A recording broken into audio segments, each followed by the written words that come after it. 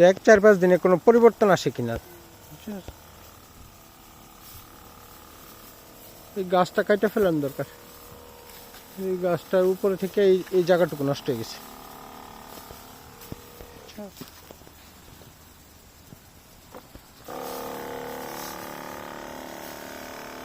এটার এই সাইড মেরে দিয়ে গেছস?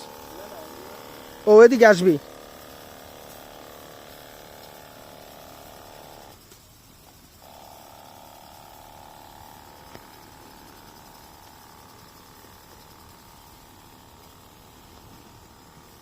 এই গাছগুলিতে পাতাগুলি ফুল হওয়ার আগেই পাতাগুলি লাল হয়ে গেছে, দেখতে পাচ্ছেন নিশ্চয়ই আপনারা।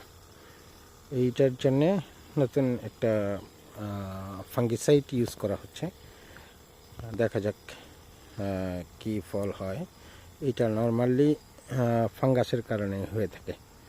অতিরিক্ত গরম এবং অতিরিক্ত বৃষ্টি হলে দুইটা কারণেই শশা গাছের এই পরিস্থিতি হয়।